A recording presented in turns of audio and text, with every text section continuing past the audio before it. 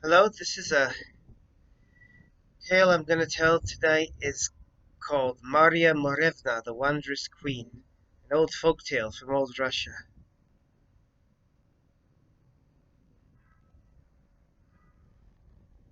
In a certain kingdom in a certain land there lived a prince named Ivan. He had three sisters, the Princess Marya, the second Princess Olga, and the third Princess Anna. Their parents grew sick and died. On their deathbed they instructed their son, "Whoever comes first to marry your sisters, that's the groom for them. Don't hold them in your house over long." Prince Ivan buried his parents, and to calm his grief, he went with his sisters to walk in their wild, beautiful garden. Suddenly a black cloud covered the sky. Thunder rolled wildly. "Come, sisters, we must get back home," said Prince Ivan. No sooner did they come back to the palace than thunder boomed. The ceiling split in two, and a bright falcon flew in, struck the ground, and transformed before their eyes into a fine young warrior. He said, "Hello, Prince Ivan. Before this I visited as a mere guest. Now I've come as a suitor. I desire your sister Marya as a bride. If she loves you, I keep no hold on her. She may go." Princess Marya agreed. The falcon married her and carried her away into his kingdom. Day after day passed, hour running after hour, and a whole year passed as though in a blink of an eye. Once again Prince Ivan went walking with his two sisters into their wondrous garden. Once again a black cloud covered the sky. Lightning struck the ground at their feet. "Hurry, sister," said Ivan. "We must get back home." No sooner did they come back to the palace than thunder boomed. The ceiling split in two, and an eagle flew in, struck the ground, and transformed before their eyes into a fine young warrior. He said, "Hello, Prince Ivan. Before this I visited as a mere guest. Now I've come as a suitor. I desire your sister Olga as a bride. If Olga loves you, then so be it. I keep no hold on her." Olga the princess agreed, and the eagle married her, and immediately he took her up and carried her to his kingdom. Yet another year passed. Ivan the prince said to the youngest sister, "Come, let us walk in the garden." They walked a short while, but once again a black cloud, with fierce wind and lightning. "Come, sister, we must return home." They came home, but they didn't even have time to sit down. Thunder boomed, the ceiling split in two, and a raven flew in, struck the ground, and transformed before their eyes into a fine young warrior. If the first two were pleasant to look at, this warrior was finer than them all. He said, "Hello, Prince Ivan. Before this I visited as a mere guest. Now I've come as a suitor. I desire your sister Anna as a bride."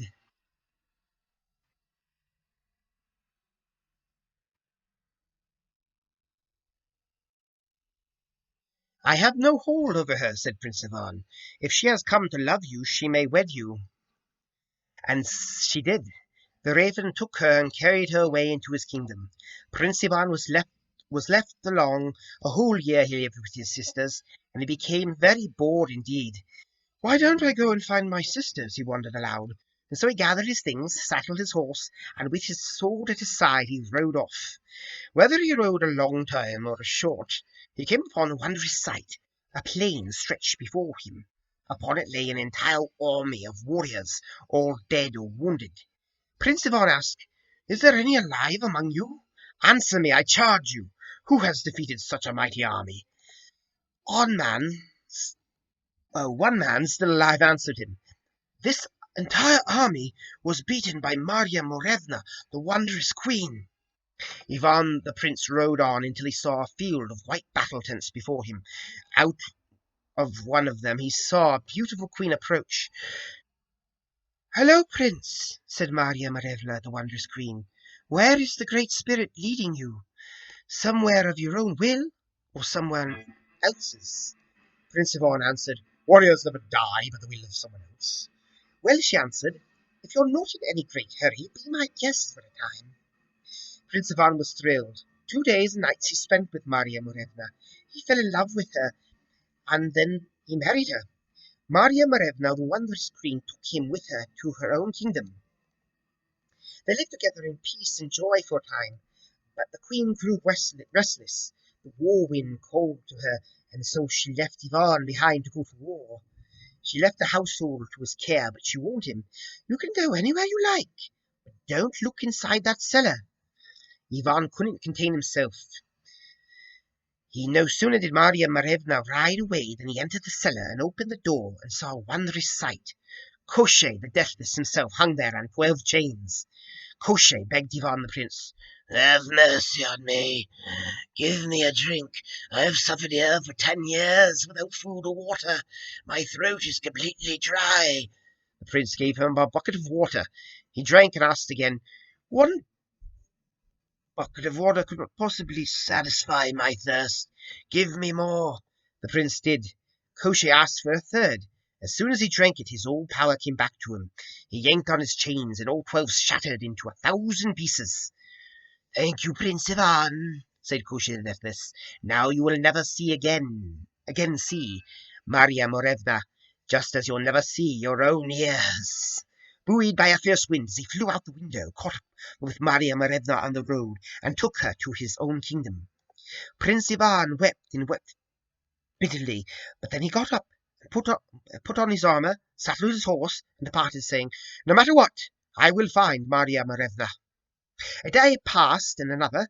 On the dawn of the third he saw a wondrous palace in the distance.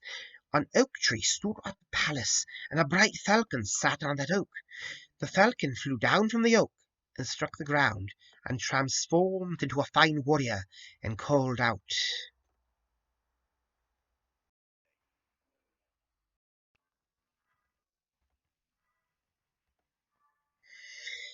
"Ah, my dear brother-in-law, how does the Lord keep you?" Marya the princess ran out, embraced her brother, and started to ask him about his health and his life.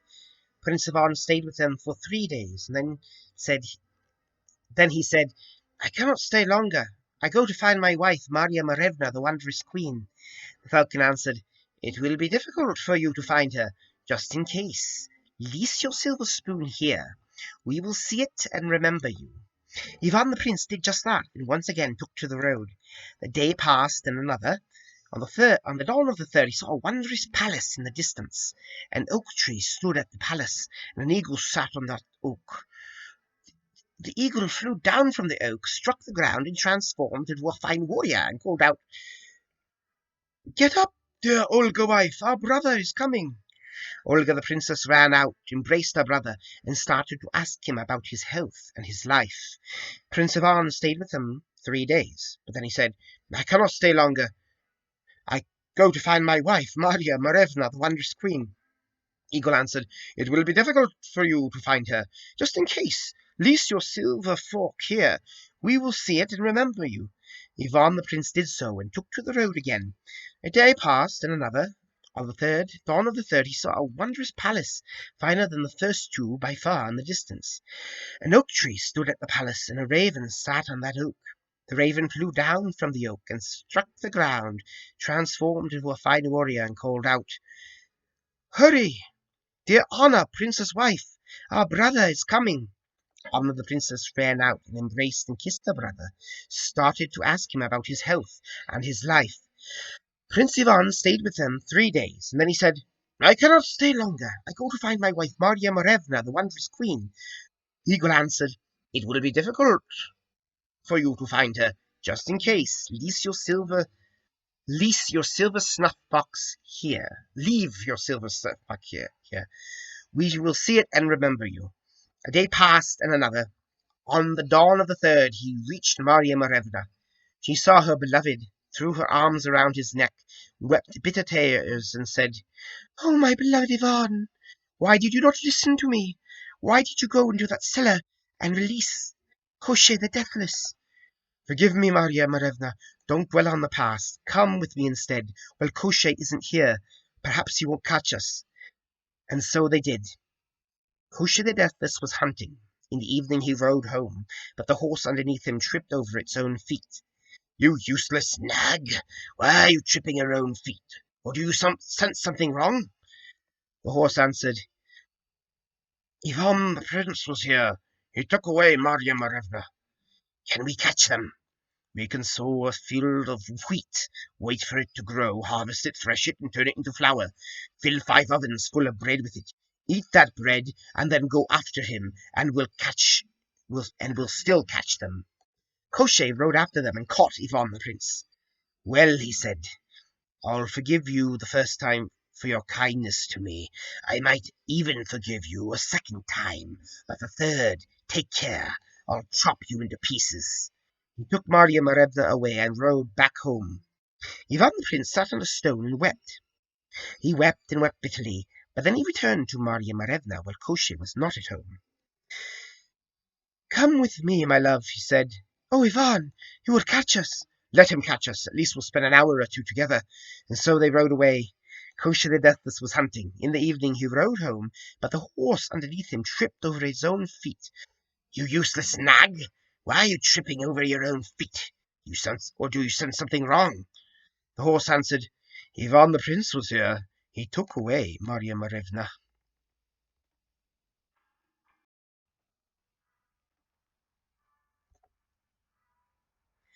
Can we catch them? We can sow a field of barley, wait for it to grow, harvest it, thresh it, brew it into beer, and get properly drunk, sleep all night, and then go after them. And we'll still catch them. Koshchei rode after them and caught Ivan the Prince. I told you, he said, you'll never again see Marya Morevna like your own 2 ears. He took Marya Morevna away and rode back home. Ivan the Prince sat on a stone and wept. He wept and wept bitterly, but then he returned to Marya Morevna while Koshchei was not at home. Come with me, my love, he said. Oh, Ivan, he will catch us and chop you into little pieces. Let him chop me away. I can't live without you. And so they rode away. In the evening Koshchei rode home, but the horse underneath him tripped over its own feet. You useless nag! Why are you tripping over your own feet? Or do you sense something amiss? The horse answered, Ivan the Prince was here. He took away Marya Morevna. Koshchei rode after them, caught Ivan the Prince, chopped him into little pieces, and put him into a barrel sealed with pitch. He took that barrel, secured it with metal bands, and threw it into the ocean. Then he took Marya Morevna back with him. At that very moment the silver keepsakes left with the brothers-in-law turned black. Oh, they said, something terrible has happened. The eagle flew over the ocean, grabbed the barrel, and carried it to the shore. The falcon flew away and found living water. The raven flew away and found dead water. All 3 of them gathered in one place, broke open the barrel, took out the pieces of Ivan the Prince, and washed them gently, and putting them back together as he should be. The raven sprinkled him with dead water. The body grew whole again. The falcon sprinkled him with living water, and Ivan the Prince shuddered, got up, and said, Oh, how long did I sleep? You would have slept for much longer if not for us, answered his brothers-in-law. Now come and stay with us for a time. But Ivan the Prince said, No, brothers, I go to seek Marya Morevna. Once again he came to Koshchei's house while he was out hunting. She ran outside and asked him, How did the Great Spirit bring you back to life?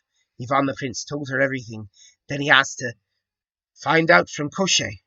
Where did he find such a horse? And so Marya Morevna chose a good moment and began to ask Koshchei, and Koshchei told her, Beyond the thrice 9 lands, in the thrice 10th kingdom, beyond the river of fire, Baba Yaga lives. She has a wondrous horse on whose back she rides across the whole world every single day.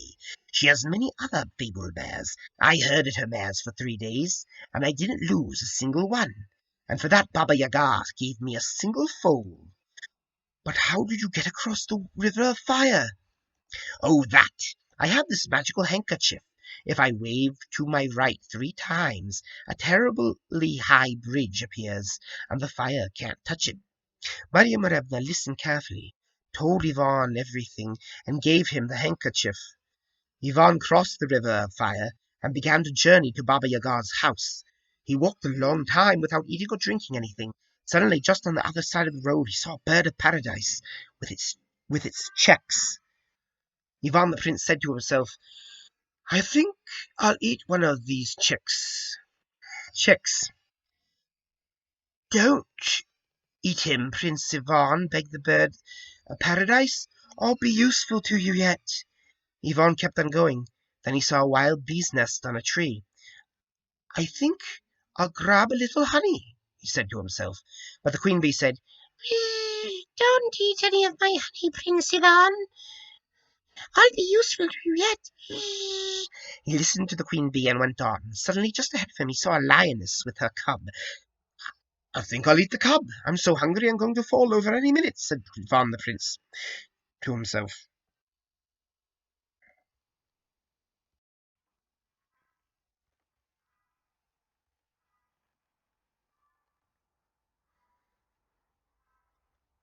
Don't eat my cub, begged the lioness. The time will come when I'll do good service for you. Very well, said Prince Ivan. Let it be as you say. He kept going, still very hungry. On and on he went, until suddenly he saw a house on chicken feet. Around that house stood 12 stakes. 11 of those stakes were crowned with human skulls. Only the 12th was unoccupied. Hello, grandmother, said Ivan the prince. Hello, Prince Ivan. Why have you come? By your own will or because of desperate need? I've come to earn a horse fit for a warrior. As you wish, Princeling. After all, you need not serve me a year, only 3 days. If you don't lose my mares, I'll give you a horse fit for a warrior. But if you fail, don't be afraid. It's only business after all. But it'd be your head decorating the 12 stake. Ivan the Prince agreed. Baba Yaga fed him and gave him some drink and then set him to work. But no sooner had Yvonne sent the mares out to pasture than they picked up their tails and ran away in all directions. The prince didn't even have a chance to see where they went before they were completely gone. Yvonne the prince began to cry, sat on a rock and fell asleep. The sun was already coming down to the horizon when the bird of paradise flew up and woke Yvonne the prince. Get up, Prince, Yvonne the prince. The mares are all back in their stables. Yvonne got up, returned to Baba Yaga's house just in time to hear Baba Yaga complaining loudly at her mares. Why did you come back? How could we not? As soon as we rode off, birds descended on us from all directions. They almost pecked our eyes out. Well, said Baba Yaga, tomorrow don't ride long meadows. Go straight into the deep forest. Yvonne the prince slept well that night. In the morning, Baba Yaga told him, have a care, Princeling. If you lose my mares, your head's place will be on my 12th stake. But no sooner had Yvonne sent the mares out to pasture than they picked up their tails and ran away into the deep woods. Once again Yvonne the prince began to cry, sat on a rock and fell asleep. The sun was already coming down to the horizon when the lioness ran up to him and woke him up. Get up, Yvonne the prince. The mares are all back in their stables. Yvonne got up and returned to Baba Yaga's house just in time to hear Baba Yaga complaining loudly at her mares. Why did you come back? How could we not? As soon as we rode off, terrifying beasts attacked us from all directions. They almost tore us to pieces. Well, said Baba Yaga, tomorrow don't ride into the forest. Go straight into the blue sea. Again, Prince Yvonne slept to his heart's content. In the morning, Baba Yaga sent him out to pasture the mares. But take care, she reminded him. If you lose even one, on your head be it. But no sooner had Yvonne sent the mares out to pasture than they picked up their tails and ran away into the blue sea. There they stood, the water up to their necks. Once again Yvonne the prince began to cry, sat on a rock and fell asleep. The sun was already coming down to the horizon when a bee flew up to him and woke him up. Get up, Yvonne the prince, said the bee. The mares are all back in their stables, but this time instead of coming back to the house, don't show yourself to Baba Yaga. Go hide in the stable behind the manger. There's an ugly foal there lying in manure. Take him and run away in the middle of the night.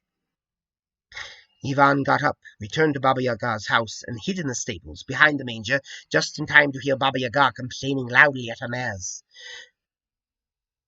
Why did you come back? How could we not? As soon as we rode off, billions of bees attacked us and started to sting us till they drew blood.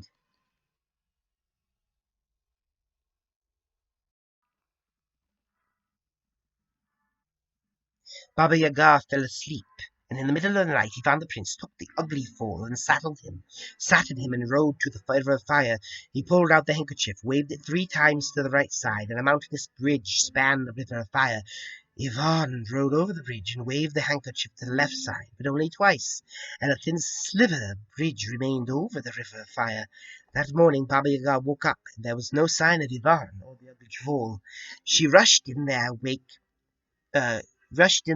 in her huge metal pestle, speeding herself along with her mortar, and sweeping away her tracks with a broom. She rode up to the river fire, looked at the sliver of a bridge, and thought to herself, "That's a perfectly fine bridge." She rode on that bridge, but only got to the middle, where it cracked and broke apart. Baba Yaga plunked it down into the river fire, and that was the end of him. Oh, end of that. As for Ivan the Prince, he fed the ugly foal, washed him, and turned out that he was no ugly foal at all, but a fine horse worthy of a warrior. And so he came back to Marya Morevna, and she ran out to greet him, hugged him fiercely. "Come back with me," "Come back with me," he said. "I'm afraid, Ivan. If Koshchei will catch us, you'll be chopped up again." "He won't catch us this time. Now I have a horse worthy of a warrior. He rides like the wind." They sat on the horse and rode away. Koshchei the Deathless was hunting, and in the evening he rode home, but the horse underneath him tripped over its own feet. "You useless nag! Why are you tripping over your own feet? Do you sense something wrong?" The horse answered, "Ivan was here.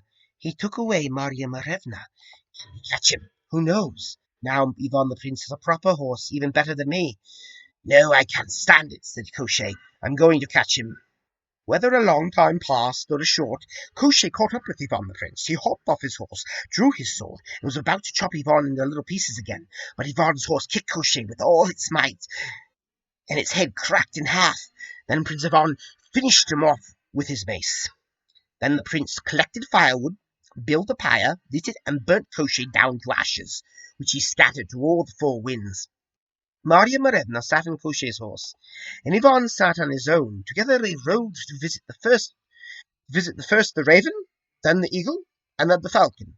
Everywhere they rode, their hosts met them with joy. "Well, well, Prince Ivan, we didn't think we'd ever see you again, but now we understand. There is no peer to Marya Morevna's beauty." They feasted and visited to their heart's content, then came home to their own kingdom, and they all lived happily ever after. And that was the story of Marya Morevna.